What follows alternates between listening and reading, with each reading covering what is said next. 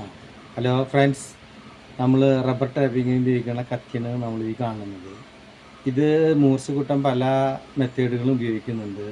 അപ്പോൾ നമ്മൾ കുറച്ച് റബ്ബറുള്ളത് മൂർച്ച കൂട്ടാൻ വേണ്ടിയിട്ട് നമ്മളൊരു പുതിയൊരു മെത്തേഡ് നോക്കിയതാണ്. നമ്മൾ ഈ കത്തി നമ്മളിപ്പോൾ ഇപ്പോൾ സാധാരണ യൂട്യൂബിലൊക്കെ കാണുന്നത് നമ്മൾ ഈ ടൈലിൻ്റെ കഷ്ണം കൊണ്ട് വരച്ച് മിനുസപ്പെടുത്തി മൂർച്ച കൂട്ടുന്നതാണ്. പക്ഷെ നമ്മൾ ഒന്നും കൂടി ചിന്തിച്ച് കഴിഞ്ഞിട്ടുണ്ടെങ്കിൽ നമ്മൾ മരപ്പണിക്കാരൊക്കെ ഉളിച്ച് തേച്ച് മിനുക്കി നല്ല മൂർച്ചയിലാണ് ഉപയോഗിക്കുക. പക്ഷെ നമ്മൾ ഈ കത്തി ഇപ്പോൾ നമുക്ക് ആശുപത്രി ഉപയോഗിക്കുന്നത് തേച്ച് മിനുക്കാൻ പറ്റാത്തത് കൊണ്ട് നമുക്ക് അത്ര മൂർച്ചയിൽ എടുക്കാൻ പറ്റില്ല. അപ്പോൾ എങ്കിലും നമ്മൾ ഇതിൻ്റെ ഒരു പുതിയൊരു മെത്തേഡ് പ്രകാരം നമ്മളിത് ഉപയോഗിക്കുകയാണെങ്കിൽ ഇത് അതുപോലെ തന്നെ നമ്മുടെ ഉള്ളി തേക്കുന്ന പോലെ നമുക്ക് തേച്ചെടുക്കാം. അതിന് നമുക്ക് വേണ്ടത് ഇതുപോലത്തെ ഒരു മരത്തിൻ്റെ കഷ്ണം, അതായത് നമ്മുടെ വാതിലിൻ്റെ ജനലിൻ്റെയോ അല്ലെങ്കിൽ ഒരു സൈഡ് കഷ്ണം ഉപയോഗിച്ചതിന് ശേഷമുള്ള പഴയൊരു കഷ്ണം എടുക്കുക. എന്നിട്ട് നമ്മൾ ഈ വൈസ് കൊണ്ട് പിടിക്കുക. എങ്ങനെ പിടിച്ചാലും കുഴപ്പമില്ല, ഇതിന് പിടിപ്പിക്കുക.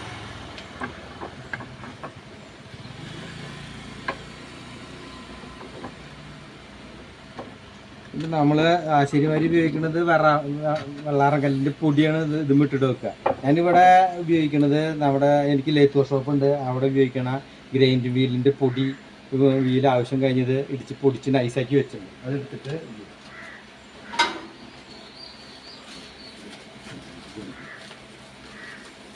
ഇതാണ് അതിൻ്റെ പൊടി. ഈ പൊടി പൊടിച്ചതാണ്, അത് ഗ്രൈൻഡ് വീൽ പൊടിച്ച പൊടിയാണിത്. ഈ പൊടി നമ്മൾ ഇതിൻ്റെ മുകളിൽ നല്ല മറക്കുന്നത് നമ്മളെ വള്ളാറങ്കല്ല് ആശാരിമാരി ഇടുന്ന പോലെ തന്നെ ഇടുക. നമ്മുടെ ഈ കത്തി നമ്മൾ ഇങ്ങനെ വെച്ചിട്ട്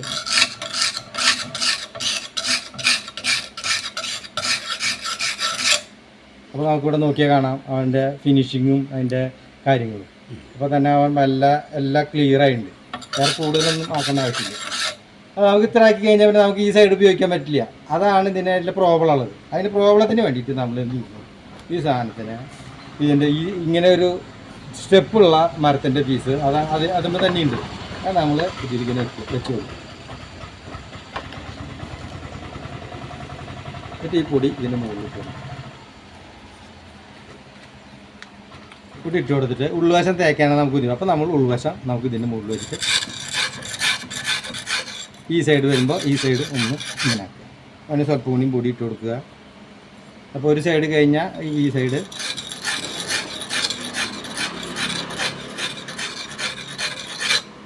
ആ സൈഡ് കഴിഞ്ഞ് ഫിനിഷായി നമ്മൾ ഈ സൈഡ് ഒന്ന് തേച്ച് കൊടുക്കും. എന്നിട്ട് സെൻറ്റർ വശം ഒന്ന് സെൻറ്ററിലും ഒന്നാക്കും. രണ്ട് സൈഡും സെൻറ്ററും ഒന്നാക്കുമ്പോൾ ഉൾവശം ഇതെല്ല പ്ലേസിങ്ങിൽ വന്നു നല്ല മൂർച്ച ചെയ്തത്. അത് നല്ല മൂർച്ച. ഇനി നമുക്ക് ഈ അരി സൈഡാണ് വേണ്ടത്. അരി സൈഡിന് നമ്മൾ ഈ സൈഡിൽ ഈ സ്റ്റെപ്പുണ്ട്, ഈ സ്റ്റെപ്പിൻ്റെ അവിടെ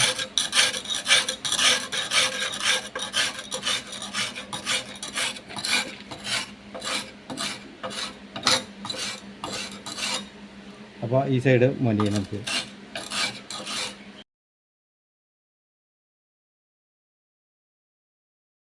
എപ്പോഴും അങ്ങോട്ട് കുത്തി കഴിഞ്ഞാൽ അവിടെ കുത്തി കയറും, ബാക്കിലേക്ക് നമ്മൾ ബാക്കിലേക്ക് വലിക്കണം, അല്ലെങ്കിൽ അവിടെ മരത്തമ്മ കുത്തി കയറും. അതുകൊണ്ടാണ് നമ്മൾ എപ്പോഴും ബാക്കിലേക്ക് വലിക്കണം. അപ്പോൾ ഈ സൈഡും നമുക്ക് ഫിനിഷിങ് ആയി, ഈ സൈഡ് ഫിനിഷിങ് ആയി, ഈ സൈഡും ഫിനിഷിങ് ആയി. അത്രയും ഭാഗം ഓക്കെ, നല്ല കടും മൂർച്ചയുണ്ട്. ഇനി നമുക്ക് ഈ ഉൾവശം തേക്കാനാണെന്നുള്ളത്. അപ്പോൾ ഒന്നുകൂടി നമ്മളിങ്ങനെ മാറ്റാം. ഇങ്ങനെ വീതി കുറഞ്ഞ ഈ സൈഡിൽ ഇത്രയും വീതിയെ പാടുള്ളൂ. ഇത്ര വീതിയുള്ള മരത്തിൻ്റെ സൈഡാവണം, അല്ലെങ്കിൽ അതിൻ്റെ സൈഡിൽ തട്ട്. അതാണ് അതിനുള്ള പ്രോബ്ലം. അപ്പോൾ നമ്മൾ വേഗം എടുക്കുക.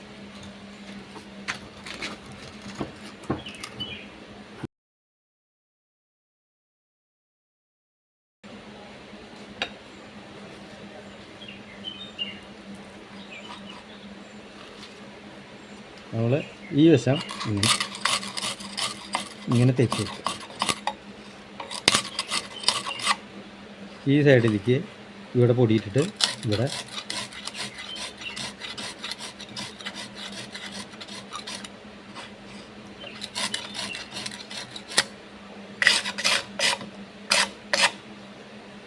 ഇപ്പോൾ ഈ കത്തി നല്ല ഫിനിഷിങ് ഷാർപ്പ് എഡ്ജായുണ്ട്. ഷാർപ്പ് എഡ്ജ് നമുക്ക് വെച്ച് കൊടുത്തിട്ടുണ്ടെങ്കിൽ അത്രയും സ്മൂത്തായിട്ട് കട്ടായി പോകും. അത്രയും മൂർച്ചയിൽ നമുക്ക് ഇതാക്കാൻ പറ്റില്ല. ഇതാണ് ഈ മെത്തേഡ്. Okay, thank you.